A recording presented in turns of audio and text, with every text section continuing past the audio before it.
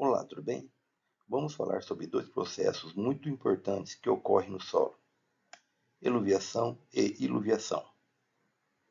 Muitas vezes existe confusão no entendimento dessas duas palavras, especialmente quando falamos também de elúvio e ilúvio. Aqui, o que precisamos lembrar é a diferença entre o processo e o resultado. Eluviação e iluviação são processos que acontecem no solo. Já elúvio e ilúvio são os resultados desses processos. Esse processo resulta em um solo empobrecido, ou seja, lixiviado de certos elementos na camada superior. Isso ocorre porque os constituintes solúveis são transportados para fora dessa camada e os materiais coloidais, como argilas e outros componentes finos, são deslocados para níveis inferiores pela água de infiltração. Portanto, uma camada ou horizonte do solo que passa por eluviação representa uma parte do perfil que sofre perdas de material, como argila, cexi-óxidos, carbonato e outros. Um exemplo claro é o horizonte E, de um planosolo, que é um horizonte onde há perdas de argila, as quais são destruídas no topo do horizonte B por um processo conhecido como ferrólise. Ainda nesse exemplo, o horizonte E pode estar fornecendo material para o horizonte logo abaixo dele, em um movimento descendente. Isso significa que o material é translocado para camadas inferiores.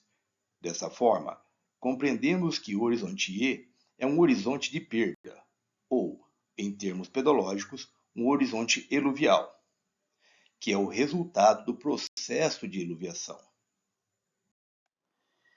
O segundo processo, chamado de iluviação, é o recebimento ou acumulação de materiais que foram movidos por iluviação.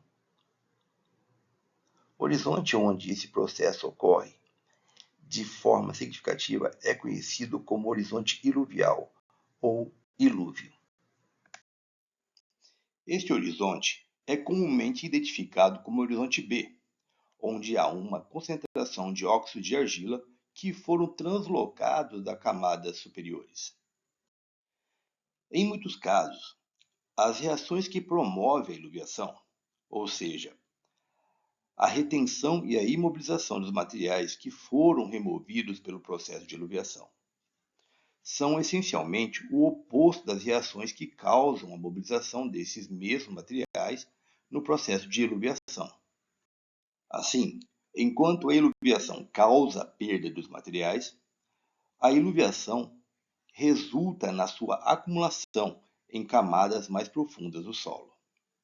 Assim, o horizonte que recebe ou acumula o material coloidal, como óxidos e argila, transportado pela água que descem pelo perfil do solo, ou seja, percolam, é denominado horizonte iluvial, o resultado do processo de iluviação. Um exemplo clássico é o horizonte B textural dos argissolos, onde ocorre a acumulação de argila proveniente dos horizontes superiores. Este processo específico de acúmulo de argila é chamado de argiluviação, ou seja, a iluviação da argila. É a migração dessas partículas que caracteriza o horizonte B, resultando em sua maior concentração de argila comparada às camadas superiores. Espero que tenha gostado do conteúdo e recomendo que leiam mais sobre o assunto. E não se esqueça de praticar, pois através da prática que se alcança a perfeição.